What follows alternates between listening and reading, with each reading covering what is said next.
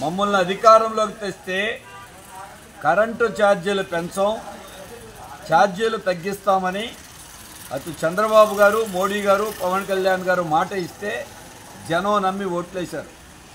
5 నెలలు అయింది. ఈ డిసెంబర్ నెల బిల్లుల నుండి యూనిట్కి ₹1.27 2022 ఏప్రిల్లో వాడుకున్న దానికి ఇవాళ మళ్ళీ బిల్లు అదనంగా వేశారు. ఇది 6,072 కోట్ల రూపాయలు జనం మీద సంవత్సరం భారం పడుతుంది. మళ్ళీ వచ్చే నెల నుండి ఇంకొక యూనిట్కి 45 పైసల నుండి 90 పైసల వరకు 2023లో వాడుకున్న దానికి మళ్ళీ భారం, అది 9,000 కోట్ల రూపాయలు.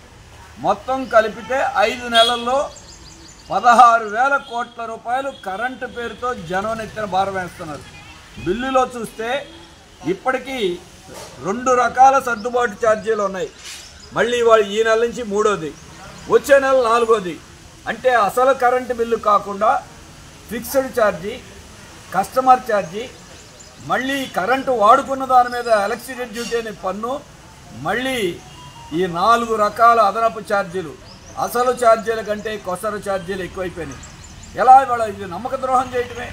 నిన్నగాక మనం నమ్మించి ఓట్లు వేయించుకుని జనానికి ఆదాయం పెరగల, పథకాల్లో డబ్బులు ఇవ్వలా, హామీలు ఇంకా అమలు చేయలా, కానీ భారాలు మాత్రం వచ్చేసింది. ఇందులో సూత్రధారి మోడీ, ఆ రోజు జగన్మోహన్ రెడ్డి గారు ఆయన పెంచాడు, ఇప్పుడు చంద్రబాబు గారు, పవన్ కళ్యాణ్ గారు వీళ్ళు పెంచుతున్నారు. 15,000 కోట్ల రూపాయలు ఎక్కడి నుంచి తీసుకొచ్చి కట్టాలి జనం?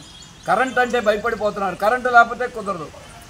దీంట్లో అదానీ అనే ఒక పెద్ద కంపెనీలు మొత్తం కరెంట్ అంతా వాళ్ళకి అప్పచెప్పేసి, బొగ్గు వాళ్లే, దానికి రవాణా వాళ్లే, సోలార్ విద్యుత్ వాళ్లే, ఇప్పుడు మీటర్లు వాళ్లే, మొత్తం అంతా కూడా వాళ్ళకి లక్షల కోట్ల రూపాయలు మేలు చేయటానికి జనం నెత్తిని భారాలు వేసే పని చేస్తున్నారు. అందుకే ఇప్పటికైనా చిత్తశుద్ధి ఉంటే ఈ కనీసం తగ్గించబోతే తగ్గించిపోయారు, పెంచేటువంటి దాన్ని ఆపాలి. అలాగే ఇళ్లల్లో స్మార్ట్ మీటర్లు పెడుతున్నారు తీసుకొచ్చి. ఎవరి కోసం ఈ స్మార్ట్ మీటర్లు ఎవరు పెట్టమన్నారు? బాగున్న మీటర్లు తీసేసి డబ్బు లేదని జనం నెత్తినేసి రేపు ఆ స్మార్ట్ మీటర్లో ముందుగానే ప్రీపెయిడ్ చెల్లించమంటున్నారు. ఒక్కొక్క మీటర్కి 13,000 రూపాయలు కట్టమంటున్నారు. 93 ఇన్స్టాల్మెంట్లు, పగలొక రేటు, రాత్రి ఒక రేటు. ఇది అదానీ మీటర్లు.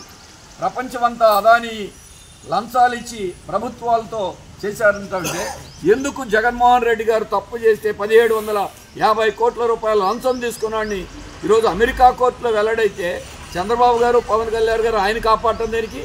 అంటే ఇక్కడ పేరుకి తిట్టుకోవటమే వీళ్ళందరూ.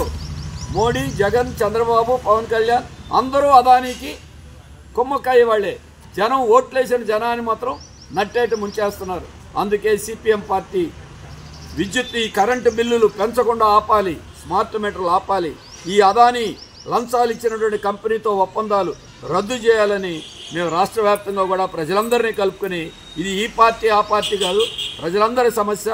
ఇప్పటికీ ఈ కార్పొరేట్ కంపెనీల దోపిడీ, మనం ఒక్కొక్కళ్ళు కట్టే బిల్లులో మన దగ్గర నుంచి డబ్బు గుంజి బడా కంపెనీలకి అంతమందున ప్రభుత్వం ఇచ్చింది, ఈ ప్రభుత్వం ఇస్తుంది. ఇది మన సొమ్ము అదానీకి ఇవ్వడానికి వీళ్ళకి హక్కు ఎక్కడుంది?